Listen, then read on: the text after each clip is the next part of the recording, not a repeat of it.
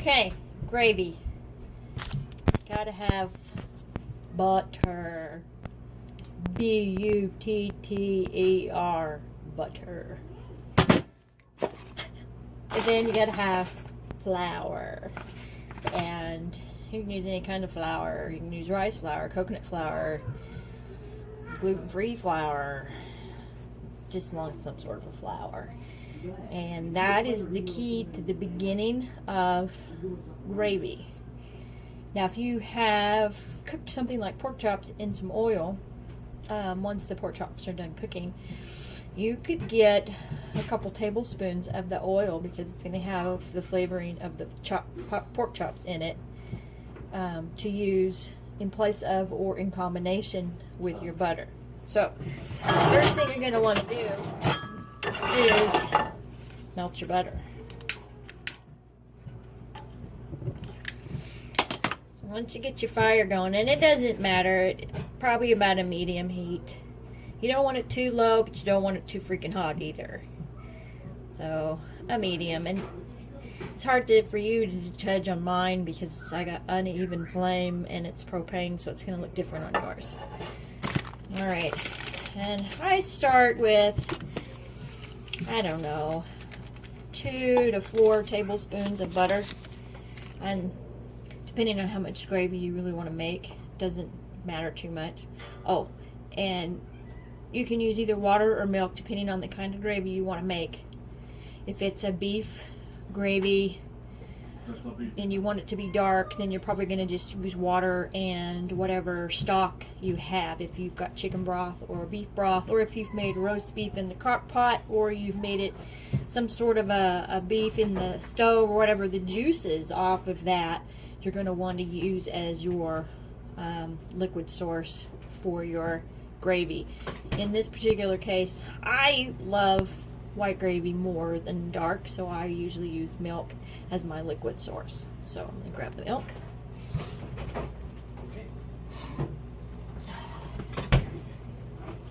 Okay. And a fork. A fork has been my secret. Some people use a spoon. I can't seem to get it correct if I use a spoon, so I use a fork. Some people will use a whisk. I don't like whisks, so I use a fork. So we melt our butter all the way down. And you can do this too, like say you want to make a meat gravy with pieces of meat in it. Once you've browned your meat in the skillet, leave the grease in there, okay? And then you can add a little bit of butter if you want to, but you don't have to. You can use the grease that's in the pan, depending on how much grease is there. You need a significant amount, so if it's just a small amount of grease, then you're probably going to want to add some butter to it.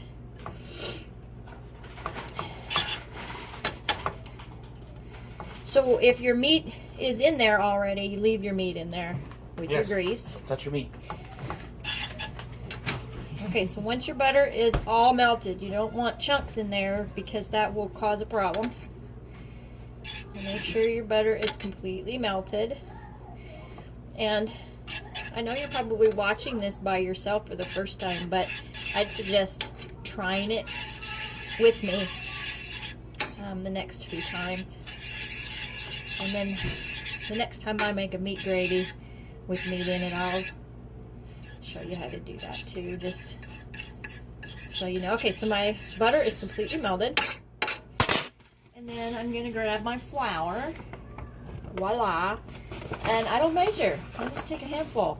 And I'm going to just put my flour in my butter. Okay? And then we're going to work that flour into the butter. It'll be kind of clumpy, which is okay. And if you've got meat in here with the oil from the meat, make sure that your flour is all over your meat, and it'll clump around your meat and stick to the meat, and you'll get kind of a paste. So I don't know if you can see that that's a paste or not, but it's kind of a paste. Alright, and then once you've got a paste going on, then you add your liquid. So if that's milk, water, meat stock, a combination of. And I put in quite a bit because You can always thicken it up later with more flour, and I'll show you how to do that. But it will thicken as you go. And another secret is never stop moving the fork, ever. Don't let it sit there and get idle. And then you're going to want to kind of smoosh down like this on your paste flour pieces so that you don't get lumps. Okay, now for flavoring, again, if you've used a meat and there's a meat in here, you probably already have a lot of flavoring in it. But you can always add some salt and pepper to it, because the more flour and liquid that you add to it, the more diluted the flavor is going to be. My favorite, though, in all the gravies I've ever made, is to add seasoned salt. That's my favorite. So while it's still liquidy and I have all my butter and salt mixture, my paste is all mixed into my milk right now, and I'm going to grab my seasoned salt, and I'm just going to put it in there. Now with salt, you can't take it away. You can add, but you can't take it away, so be careful with it. I just make sure that my top of my skillet is covered, okay, but not thick, just a small layering on the top, and then you just keep going. And if it's taking a little too long to thicken up at this point, you can get your fire up a little bit, turn your heat up just a little bit, and again, you just keep going and keep going. You can also do this with vegetables in here. So onions are really good, mushrooms are really good, bell peppers, green chilies, jalapenos, anything like that. You're going to want to put that in with your butter and flour mixture when you make a paste, and it will bring out the flavors of each of those vegetables that you want to give. So it gives a lot of good seasoning. If you want to do Italian seasoning, you could do that. If you've got roast beef seasoning or taco seasoning or anything like that, you can flavor your gravy however you want. Okay, now see, it's only been, I don't know, probably less than a minute. It's starting to get a little bit of a consistency to it, but it's still really runny. Just keep going. Okay, this consistency is more of a buttermilk at this point. You can see that it's not total thin liquid like the straight milk would be or the straight water, but it's definitely not thick just yet, and you just keep going. Now, the only exception to the rule is if it's taking too long. You can just stop for just a brief moment, but you don't want to stop for very long because that will cause lumps. And you want to see some bubbles coming up on the surface, and I don't know if you can see that or not. If you can see right in this area, you'll see some bubbles. It looks like it's kind of lumping up just a little bit. Okay, together. Now let's say that your gravy's done and the rest of your meal isn't. You can set it off to the side, off of the heat, and then when you're ready for the gravy, put it back on the heat, heat it back up, and you'll probably have to add a little bit more liquid to it. And just, it won't take very long after that, just a little bit of more liquid. Okay, so what we've got going on here is a decent gravy. We don't want it too much thicker than that, actually. No, it's about perfect. And I don't even know if you can really see that. So, there we go. Decent gravy. Voila, it's done. So, I'm going to pull this off the heat while he gets to put some on his chicken. You got a spoon.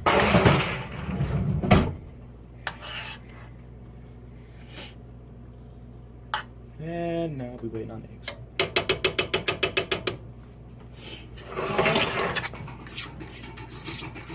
Now, if it's not getting thick enough, you've been at this for a while and it's just not thickening up, then what you do is,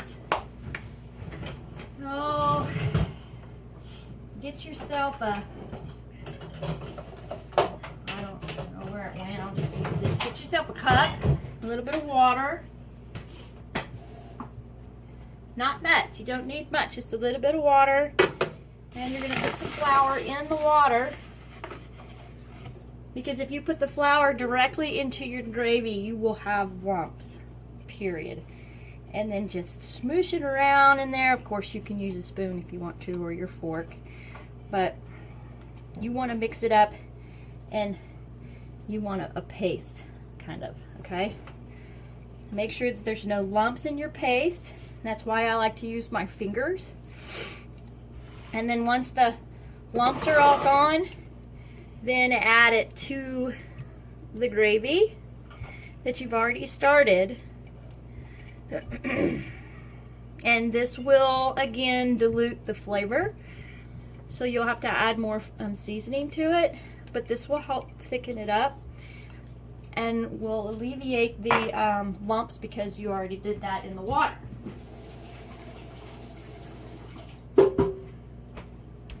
And then add it back to the heat and just mix that paste that you just made into your gravy. And this is almost immediately thickened. It might take a little while, it just depends. The longer gravy sits, the thicker it becomes. That's just the rule of thumb for gravy. So if you like thicker gravy, let it sit for just a little bit off of the fire.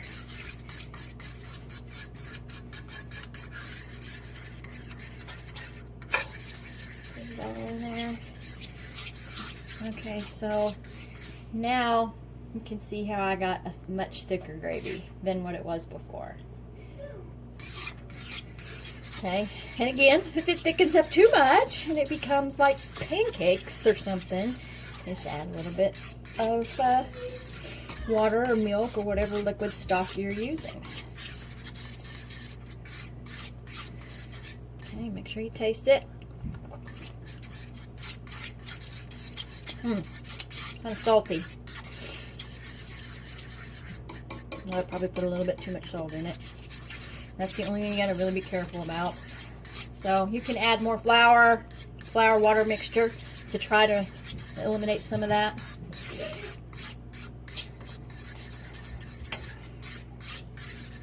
Okay, nice thick gravy. Pull it off the heat. It's good to go. There you go. Okay, so now I let it sit for quite a while because I was busy doing something else, and it turned into really, really thick mess, right? So let's say that happens and you're ready to use it now. So all I'm gonna do is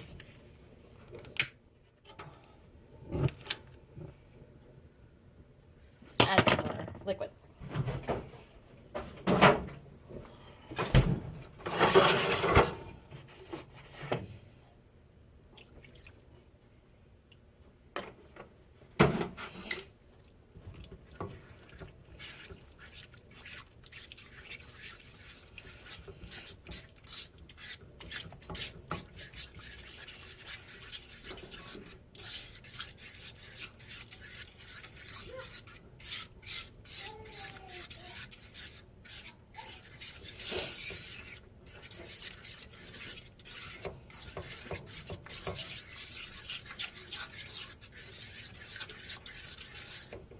Okay, just do a little bit at a time. That's kind of like a really thick batter.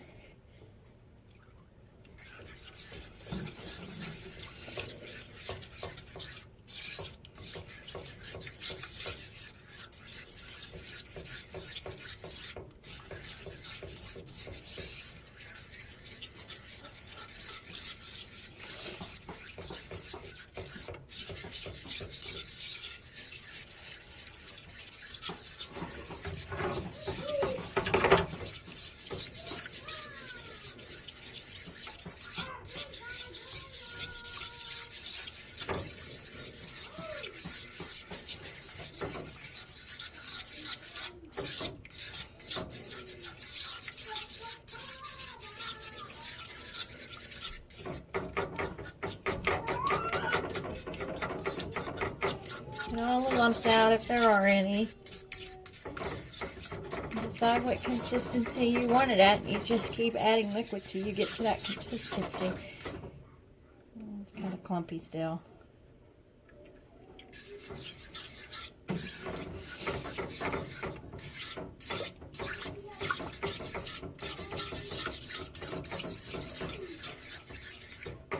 So anyway, you can see there's no real science to it, except the keys of the foundation of the oil or butter, some sort of an oil or butter beginning with flour to make a paste, and then adding your stock.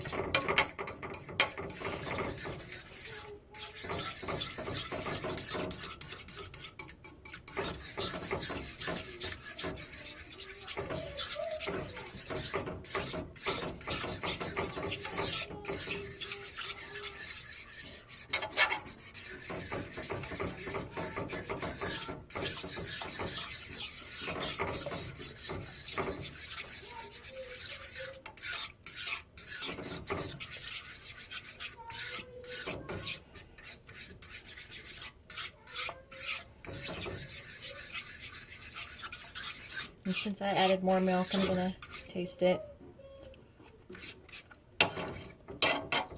Still has good flavor to it, so I'm good with it.